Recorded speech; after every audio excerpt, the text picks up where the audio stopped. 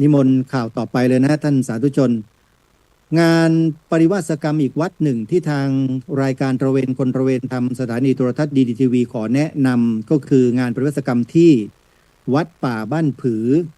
อำเภอรัตนบุรีจังหวัดสุรินทร์โดยพระครูประภัสสมาธิคุณหรือพระมหาศิลป์คุตตวัฒโนอยู่ที่อำเภอรัตนบุรีจังหวัดสุรินทร์นะฮะพระสงฆ์ที่สนใจที่จะศึกษาเรียนรู้ในข้อพระวินัยต่างๆเนี่ยมีพระสงฆ์ผู้มีความรู้ความสามารถด้านพระวินัยเนี่ยจะมาบรรยายให้ความรู้ที่นี่กันเป็นหลักโทรศัพท์สอบถามรายละเอียดที่061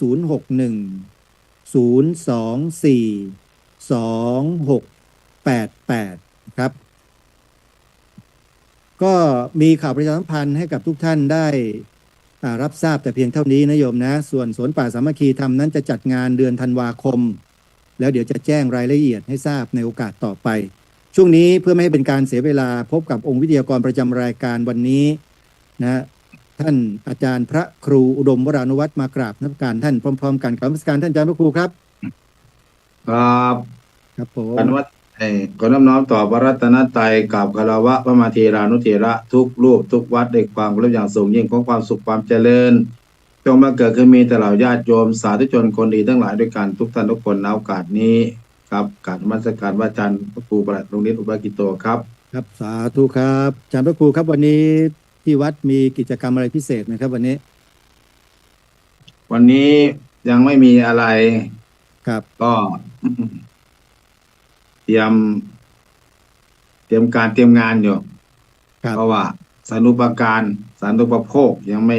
แล้วทำห้องน้ำสุขาแล้วก็จะมีอบรมเด็กนักเรียนประมาณ100 กว่าคนโรงเรียนโนนป่าแดงโรงเรียนโนนป่าซางมั้งครับที่อำเภอปะขาวห่างจากนี่ประมาณสัก50 กว่ากิโลครับรวมแล้วก็พอดีเขาจะมาวันพรุ่งนี้บริเวณเนี้ยวัน19 ถึง 2019 21 ถึง 21 3 วัน 2 คืนผมเลยเลื่อนนั่งรถเพิ่งกลับมาเพราะว่าวิทยากรไม่พร้อมก็ห้องน้ำหญิงยังไม่พร้อมครับเพราะว่ามูลนะใหม่ให้ดีกว่าเดิมครับไปเลื่อนเขาก็โอเคเลื่อนเพราะว่าเขาตั้งใจสูงพอดีผอ.เพิ่นมาคุยพอดีผมไม่รับนะปีนี้ผมไม่รับอบรมครับไม่รับเพราะว่าให้เหตุผลว่ายังไงคือ1ผมเตรียมงานฉลองอุโบสถท่านอาจารย์พระครูมีภาระที่สำคัญรออยู่คืองานไม่ใช่งานช้างงานคอกช้างมันใหญ่กว่างานช้างนะช้างนี่ครับ11 วันครับผมแล้วก็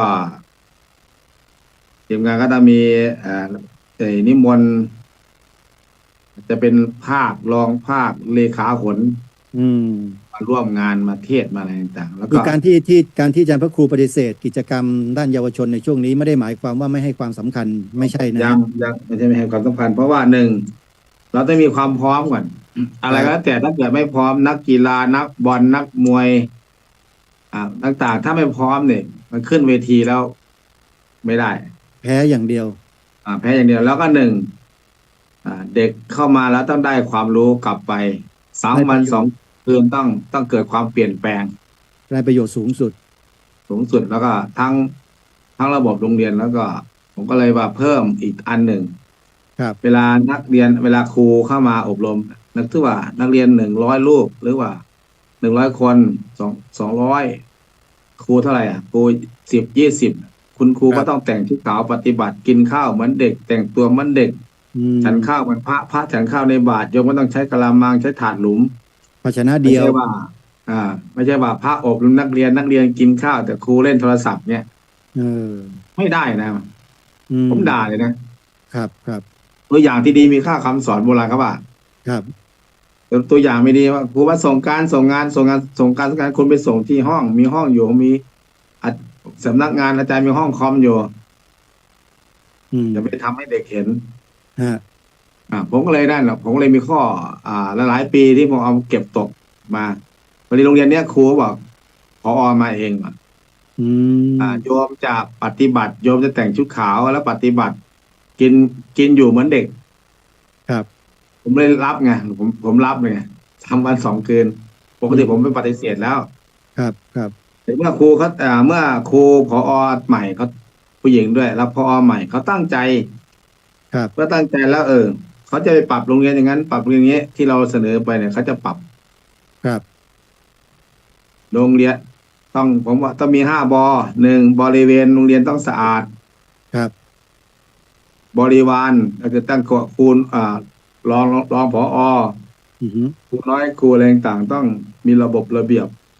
ต้องต้องมีศีล 5อย่างน้อยมีศีล 5เนี่ยฮะ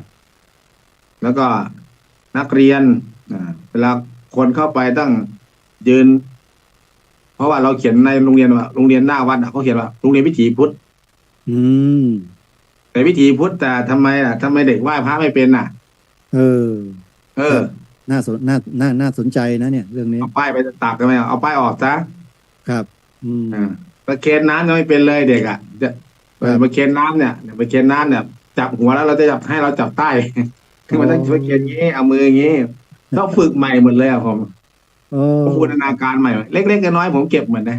ฮะไม่ได้ใช้วิชาการมาลงวิชาการเด็กมันพอรู้อยู่ครับเรื่องสื่อเรื่องเทคโนโลยี แต่เราเก็บตกเรื่องเล็กๆเรื่องศีลสมาธิปัญญาเล็กๆน้อยๆนะมันต้องอืมหนึ่งเรียกว่าบให้มันเป็นไปริวารตามขั้นตอนเป็นไปตามลำดับนะอาจารย์นะบริวารตั้งแต่ผอรองผอครับครูน้อย ครูมาฝึกสอนแล้วก็นักเรียนแม่ครัวต่างๆต้องบูรณาการบริคือเรียกว่าบริวารต้องมีคุณธรรมครับผมแล้วก็บริขารเครื่องใช้ไม้สอยห้องน้ำห้องสุขาไม่ต้องสะอาดสุขอนามัยหน้าห้องคุณธรรม5 ห้องคุณธรรมคุณต้องมีก่อนอืมแล้วก็สุดท้ายคือบริกรรมจิตนักเรียนโรงเรียนเราก็ต้องมีการไหว้พระสวดมนต์หน้าเสาธงแล้วก็ยืนทำความสงบสมาธิยืนสมาธิสัก1 นาทีฮะ2 นาทีหรือว่าถ้าเรามานั่งโต๊ะนั่งโต๊ะก่อนเข้าเรียนวิชาแรกต้องทำสมาธิก่อนนักเรียนทำสมาธิ1 นาทีหายใจเข้าออก30 ครั้งพุทโธ1พุทโธ2ก็ว่าไปแล้วค่อยครับเข้าสู่ระบบการเรียนจำเป็นไหมฮะทำได้ที่ต้องไหมโยมทำแบบนี้ทุกวันจำเป็นไหมท่านพระครูมันทุกอย่างมันตอกย้ำพูดซ้ำๆคนเราทำให้คนเกลียดกันพูดซ้ำอืมๆพูดซ้ำๆเหมือนคนที่จะผูกคอตายไอ้คนนี้โดนข่มขืนมาแล้วคนนั้นก็บอกมึงโดนข่มขืนมาแล้วมึงโดนข่มขืนมาแล้วเนี่ยมันข่มขืนครั้งเดียวแต่คนพูดมันโดนเหมือนมันโดนข่มขืนประมาณสัก10 ครั้ง20 ครั้งอ๋อพอย้ำซ้ำๆนี่เองเหมือนอย่างพระบางพระทำให้คนเกลียดพระแล้วต้องฆ่าพระไงคืออืซ้ำๆมย้ำออกข่าวไม่ดีซ้ำๆย้ำซ้ำๆๆทุกวันใช่ไหมอ่าเห็นตรงนั้นเห็นงี้ออกเลยบ่อยๆเนี่ยมันก็คือทำให้คนผวาได้ อืมครับแต่เมื่อมันเป็นความดีเราออกซ้ำๆมันซ้ำๆออก YouTube Facebook ออกข่าวซ้ำๆเนี่ยเด็กคนนี้มันดูแลพ่อดูแลแม่นะมันก็เป็นไอดอลนะเป็นตัวอย่างที่ดีครับต่อสังคมเป็นเนติเป็นอย่างที่ดีอืมมันก็คือในพุทธศาสนาก็เรียกว่าเนี่ยคือบริกรรมจิต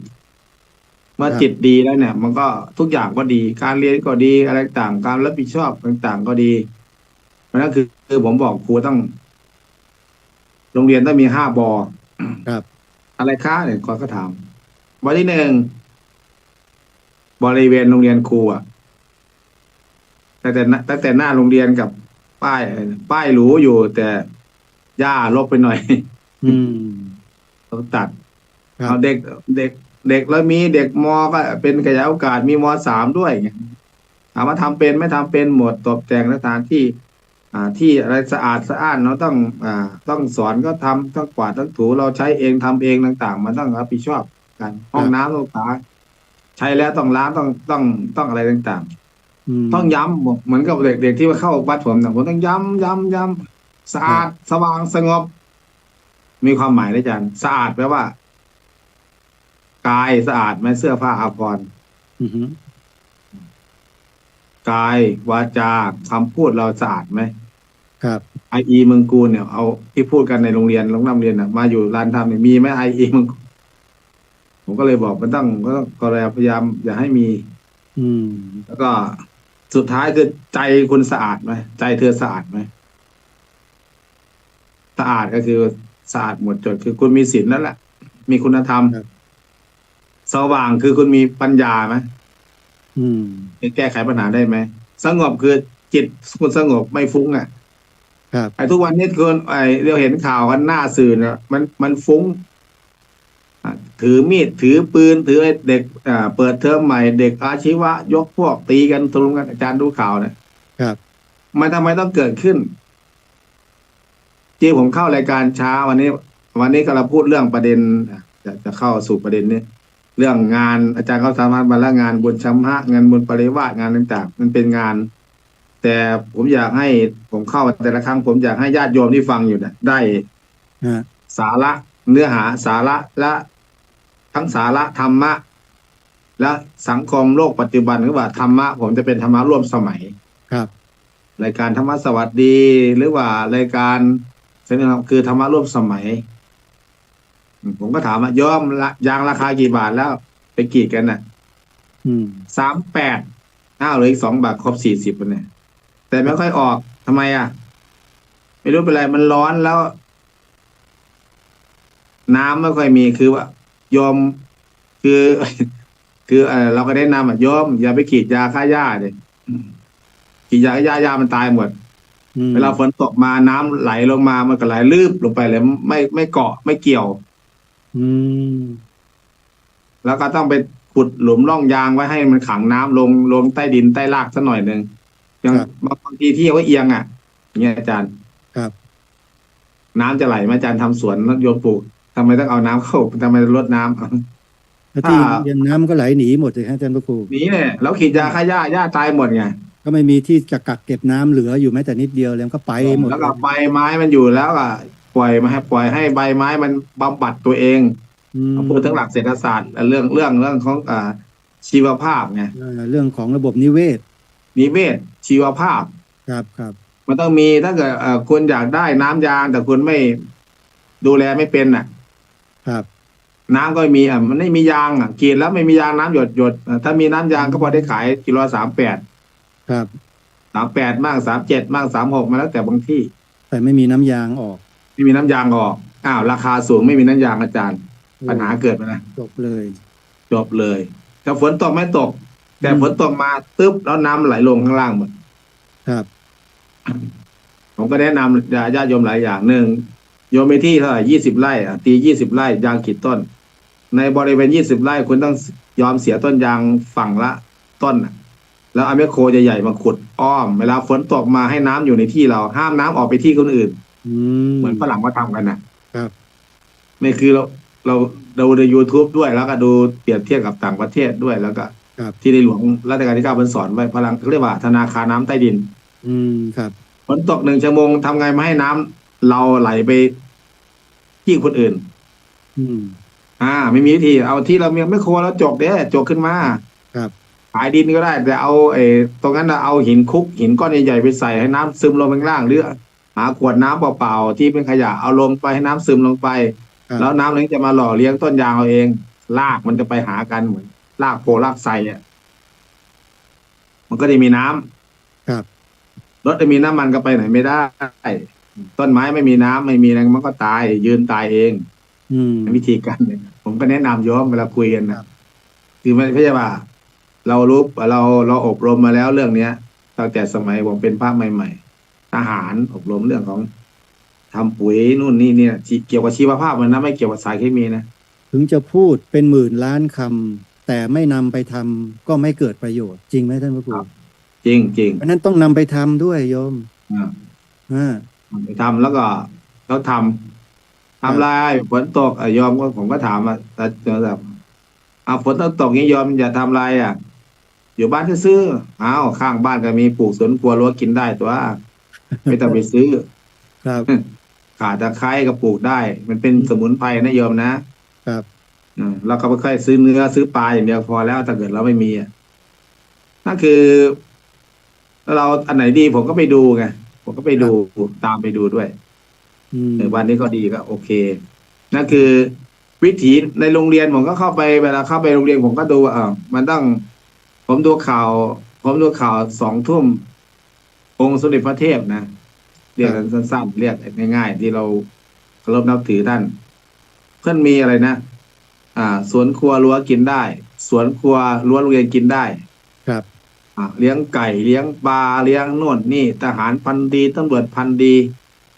เพื่อนพาสอนเนาะทำไมรัฐไม่เอาโครงการนี้เข้าไปบูรณาการให้ชาวบ้านทำกันนะ เห็นมีแต่ไม่เห็นว่าอะไรที่มีแต่ไก่กินเป็นหุงเป็นหากินไก่ เลี้ยงหมูก็ไม่ได้ เลี้ยงเป็ดก็ไม่ได้ เลี้ยงไก่ก็ไม่ได้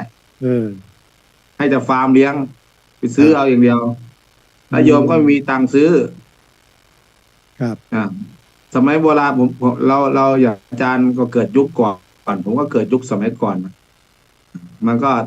ทันยุคทันสมัยก่อนเราต้องรณรงค์ให้คนทำอย่างเงี้ย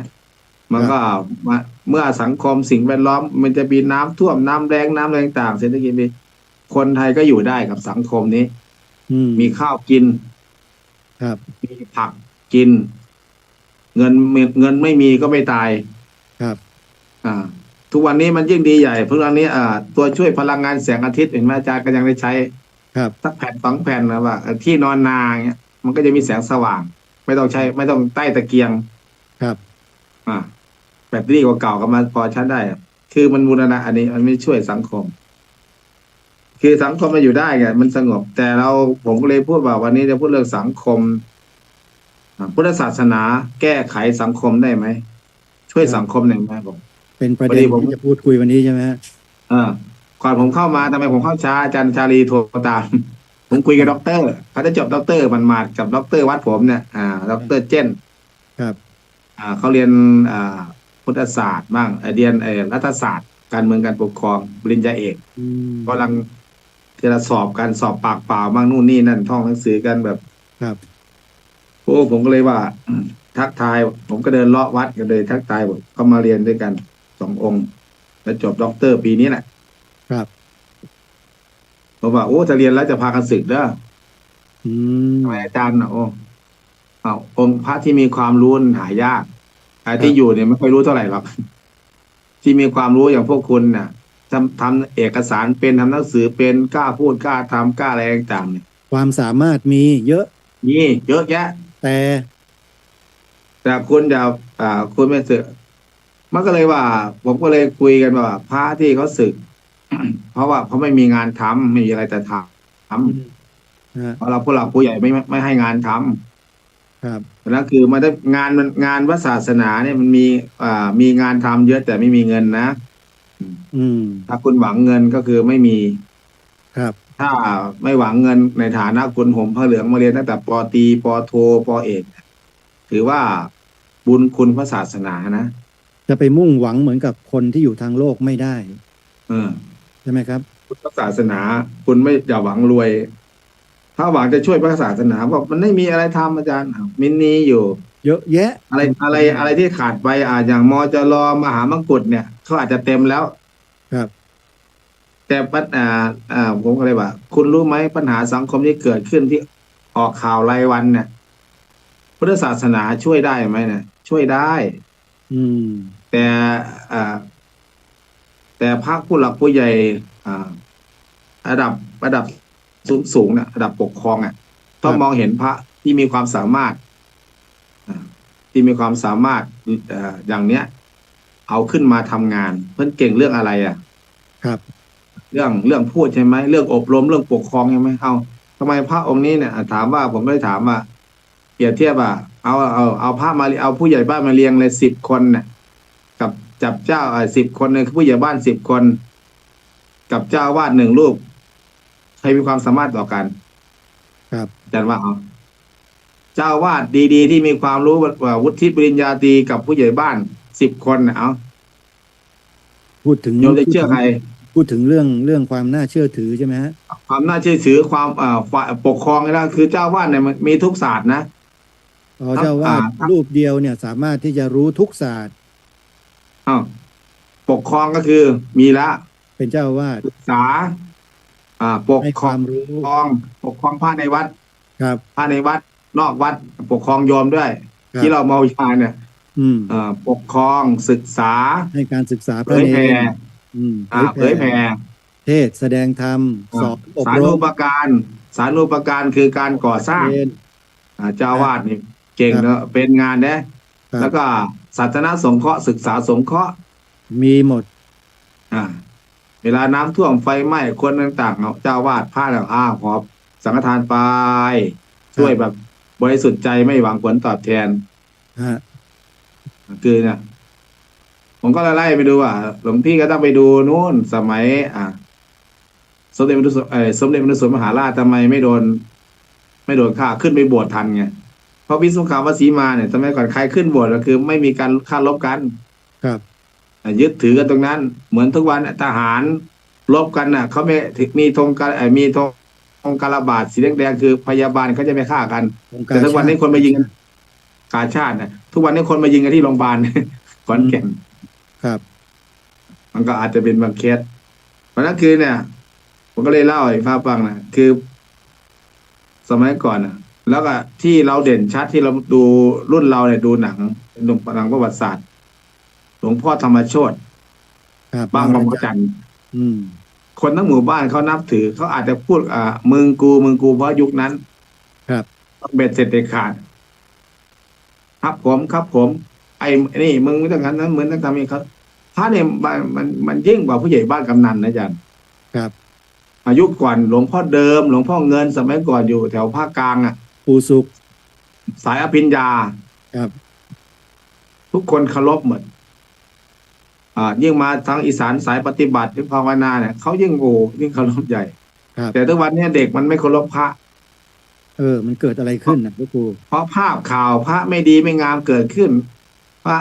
กินเหล้าพระเสพยามะพระมั่วสิกาต่างๆเหล่าเนี้ยมันเกิดขึ้นโดยไม่กี่คนไม่ว่าจะเป็นพระก็ดีไม่ว่าจะเป็นครูก็ดีเป็นตำรวจก็ดีอืมเป็นอะไรก็ดีเนี่ยมันก็มีข่าวเหมือนกันเนี่ยแต่แต่เราก็ต้องเอาสิ่งที่ดีเกิดขึ้นมาคือแบบผมบอกว่า พระเราเนี่ยที่มีองค์ความรู้อย่างท่านด็อกเตอร์เนี่ยพระมหาพวกนั้นยังมีด็อกเตอร์อีกนะครับที่มีองค์ความรู้เนี่ยเอาไปแก้ไขปัญหาสังคมคือจัดกิจกรรมบูรณาการต่างๆวันสำคัญในพุทธศาสนาคือก็ต้องทำในนะคือทำให้เป็นตัวอย่างอืมทำแบบภาคีเครือข่ายครับคือทำอย่างผมเนี่ยทำอย่างผมดูวัดศรีนวรเป็นตัวอย่างครับผมก็เลยแล้วทำไมวัดผมก็เลยเอาเปรียบเทียบวัดศรีนวงศ์เนี่ยอาจารย์มาแกมานอนนี่นะแกไปอยู่หนองบัวลำพูแกมานอนเนี่ยเวลามาสอบอะไรแต่ก็อยู่ใกล้มหาลัยเห็นวัดผมอาจารย์ดูสังเกตกลางคืนตอนไปกลางคืนก็ดีกลางวันก็ดีเนี่ยทุกเสาร์อาทิตย์ก็ดี อาจารย์เห็นเด็กมาวุ่นวายในวัดศรีนวงศ์ไหมอืมไม่มีรถมอไซค์มันในวัดในวาวิ่งโจดจัดไม่มีครับทำไมอยู่ในกลางเมืองทำไมไม่มีจัดเพราะว่าผมเนี่ยปลูกฝังเด็กตั้งแต่หัวเท่ากับปั้นตั้งแต่อนุบาลฮะเพราะผมอยู่ในเขตโรงเรียนเนี่ยผมต้องไปบอกไปจี้คือต้องอะไร แล้วก็อบรมเด็กมาเยอะอบรมเด็กอะไรเทคนิคอาชีวะอืมโรงเรียนมอต่างๆเนี่ยตอนนี้หลังๆเนี่ยมันจะครูก็ใช้หลักประชาธิปไตยยกมือไงจะอบรมก็ถามว่าจะไปวัดไหนนะมันมีช้อยให้วัดวัดไหนก็ได้แต่อย่าไปวัดศรีนวงศ์เด็กว่างั้นอ้าวทำไมมันเกิดอะไรขึ้นว่าอาจารย์เจ้าวาดโหดโอ้เวลาพักก่อนน้อยอืมให้ทำแต่เดินจงกรมนั่งสมาธิฟังการบรรยายธรรมอย่างเดียวไม่มีเวลาพักเลยเนี่ยครับเราก็บอกมันพักมานานแล้วเสาร์อาทิตย์เราก็พักอยู่แล้วมานี่แค่3 วัน 2 คืนก็เราก็อยากให้เขาได้รับรู้ไงอยากแถมให้เขา อืมแล้วก็ที่จุดคนไหนมาช้าไม่มีมาช้านับ1 ถึง 10มาช้าคุณก็โดนน้ำมนต์บ้างโดนไม่ได้ทานโทษเบาๆครับแล้วให้กลับทีหลังผมก็พาปฏิบัติธรรมต่อไง จับแล้วคือก็เลยบอกว่าวัดไหนก็ได้อย่าไปวัดศรีทุวงศ์ไม่ข้าราชการก็เหมือนกันกลัวอืมกลัวความดี กลัวความดีกลัวความมีระเบียบวินัยอ่า กลัวตนเอการงว่าจะถามว่าเหนื่อยยากลำบากนั่งสมาธินานๆสัก30 นาทีเดินจงกรมนานๆสักชั่วโมงครึ่งชั่วโมงสวดมนต์นานๆสักชั่วโมงหนึ่งเนี่ยแค่นี้คุณไม่เอาอะแล้วครับคุณจะไปทำอะไรอืมเวลาพักเวลาเบรกก็มีครับคุณไม่เอาความดีแล้วจะเอาความอะไรผมก็งงสังคมเราส่วนใหญ่นะจะเป็นอย่างที่ท่านพระครูว่าเนี่ยแทบจะทั้งนั้นเลยมันทุกวันนี้นะอ้าวแล้วถ้าเราปล่อย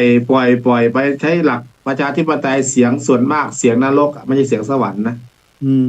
พระมพุทธเจ้าจึงบอกว่าประชาธิปไตยมันใช้ในวัดไม่ได้ใช้ในโรงเรียนไม่ได้คือครับประชาธิปไตยเนี่ยพระเจ้าไม่สรรเสริญพระเจ้าไอ้คำว่าประชาธิปไตยเนี่ยมันมีมา2,600กว่าปีแล้วครับอัตตาธิปไตยเอาตนเป็นใหญ่เฮ้ยอืมสิ่งที่ครับคุณทำเนี่ยผิดฉันเนี่ยถูกอัตตาอันนี้ก็เนี่ยไม่ทรงสรรเสริญนะกูเป็นพ่อมึงนะกูเป็นแม่มึงนะกูเป็นอาจารย์นะมึงอย่านะครับครับอัตตาตัวตนอืมพระเจ้าไม่สรรเสริญ ฮะโลกาภิปไตยโลกเป็นใหญ่อ้าววัดนั้นเขามีงานบุญฉลองโบสถ์ต้องมีหมอลำ7 วัน 7 คืน9 วัน9 คืน10 วัน 10 คืนไม่มีปฏิบัติธรรมก่อนอืมครับอ่าวัดนั้นก็มีจิตรกรรมมีเหล้ามียาแล้วก็มีงานบุญประเพณีโน่นเราก็ต้องทำเหมือนเขาวัดเราแล้ววัดเรามีทำไมไม่ทำอ่ะมีวงเขาไฮโลเรียกเราเป็นมีวงไพ่อย่างเงี้ยนะอ่าเขาทำกันในโลกเขาทำกันน่ะทำไมอาจารย์ถึงห้ามอ่าอืมโอ้หลายอย่างเลย ครับผมก็เลยว่าแล้วมันดีไหม่ยอมแล้วการพนันผิดกฎหมายไหมเอามาตราไหนเอามาตรามาจับตำรวจพอดีตำรวจมาด้วยมางานศพอืมผิดกฎหมายข้อไหนครับเมื่อก็มาตรานั้นคุณในฐานจบรัฐศาสตร์มาน่ะเอามาใช้สายปกครองอ่าอืมนี่สะเขาก็ผิดครับผิดเพราะข้อนี้ครับเออเป็นการพนันแล้วยังคิดจะส่งเสริมกันอีกไหมเออผมก็ว่ากันอ่ะเออสิ่งไม่ดีเอางั้นมาแล้วลูกหลานเกิดใหม่ใหญ่ที่หลังทำไงอ่ะครับมันก็เอาจำแบบผิดมาใช้เนี่ยสังคมเป็นไงอ่ะดีอืไหมหรือมดีกว่าเดิมหรือแย่กว่าเดิมครับเอาเหตุผลเอาเลยว่า หลักการมาว่ากันคือผมผมไม่ได้เรียนสูงแต่ผมเอาหลักการมาใช้ครับหลักเกณฑ์หลักการคือพระพุทธเราเรียนเจ้าทรงวางหลักเอาไว้หมดแล้ววางหลักไว้แล้วครับหนึ่งอัตตาธิปไตยโลกาธิปไตยว่าเอาโลกเป็นใหญ่ประชาธิปไตยเอาเสียงส่วนมากเป็นใหญ่ครับเอาไปเสริญเสียงส่วนมากเป็นเสียงสวรรค์และเสียงนรกอืมอย่างผมพูดประจำน่ะตายหลายวัดแล้วนะฮะปีนี้งานบุญเดือน 6นะปีนี้งานบุญพระเวทเราจะเอาอะไรนี่หลวงพ่อบอกมีคนแก่ๆมีพระอยู่5 รูปมีคนแก่ๆตั้ง10 กว่ารูปเอาพระมาเทศน์เนาะ3 รูป3 ธรรมาสน์ครับใครเห็นดีเห็นงามบางยกมือยกอยู่ประมาณสัก10 เสียงอืมปีนี้บุญพระเวทบุญเดือน 4น่ะใครว่าจะครับเอาหมอลำมาเล่นเอารถแห่มาเล่นมาแห่บ้างยกมือเพิ่มทั้งหมู่บ้านอืมนี่บ่งบอกให้เห็นว่าหลวงพ่อแพ้โหวตบ่งบอกให้เห็นว่าเสียง550 เสียงแต่หลวงพ่อเนี่ยแพ้มีแค่10 เสียงกับคนแก่อีก5 คนปัญญาวัจกรอันนี้สู้คือประชาไม่ได้ อันนี้คือประชาธิปไตยใช่ไหมประชาธิปไตยบอกผมบอกห้ามใช้ในวัดกับโรงเรียนเพราะว่าผอจะแพ้เด็กครับเพราะเด็กมันยกมือชนะจ้ามาไงเอ้าเสียงส่วนนี่มากแหละเป็นใหญ่ไม่ใช่เหรออาจารย์พระครูมองว่าตรงเนี้ยคือตัวปัญหาสังคมไหมครับนี่คือปัญแต่หาสังคประชาธิปไตยมจริงเราไม่ขัดแย้งประชาธิปไตยต้องเต็มใบแล้วต้องเป็นเสียงสวรรค์ๆไม่ใช่เสียงนรกไม่ใช่เสียงนรกเสียงสวรรค์คือยังไงเอาศีล 5มาจับอืมแล้วเสียงนรฆ่ากล่ะเนื้อเบื่อ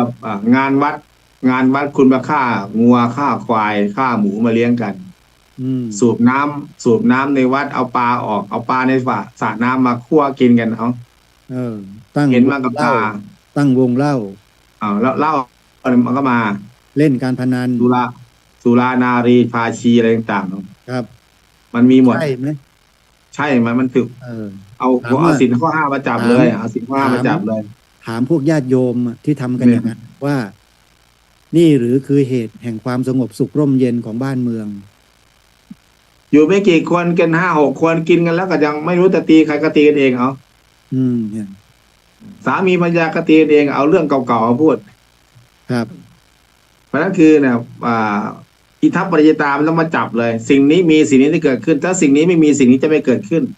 สงบไหมครับ อันนี้เรียกว่าเอาธรรมะมาประยุกต์ให้เห็นภาพชัดเจนในชีวิตประจำวันเลย ครับ ผมก็เลยบอกด็อกเตอร์ทั้งหลายเนี่ย มันต้องเอาหลักการที่คุณเรียนมาเอามาใช้ อย่าไปตามน้ำกับญาติโยม ถ้าคุณแข่งได้นะมันจะไม่ต้องวัดอื่นมาตัวอย่างวัดผมสงบไหมล่ะ งานศพมีการยิงพลุยิงตะไลไหมอาจารย์เห็นไปงานศพเขายิงพลุไหม ครับไม่มี ยิงพลุที่ไปงานอย่างบ้านนอกแถวสุรินทร์อะไรต่างๆเนี่ย ครับ สังเกตถ้าเกิดไปจะเห็นยังยิงยังกุดเป็นทับพวกกระโพกยังจุดกระพุอยู่อะไรต่างของผม ไม่ให้จุดใครจุดเสีย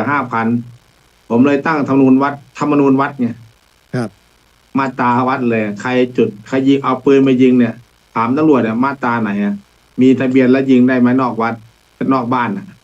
ครับ มันไม่ได้หรอกมันยิงแล้วยิงขึ้นฟ้าแล้วก็ตกใส่นักเรียนตกใส่หัวเด็กตกใส่หัวคน อาจารย์พ ถึ ระ ง ครู ตาย ครับ ได้ เมื่อสักครู่อาจารย์พระครูบอกว่าเด็กๆ พอโหวตเสียงว่าจะไปวัดไหนเขาบอกไม่มาวัดศรีอุดมวงศ์แล้วไม่มีเด็กมาแล้วพระครูจะอบรมใครล่ะทีเนี้ย ไม่เป็นไรคือเราคือมันก็มีว่ากรุงศรีอยุธยาเป็นสิ่งคนดี มันก็มีคนดีๆมาไงเขาครูก็มีความรู้ความสามารถผอแต่ละคนเนี่ยปริญญาโทปริญญาเอก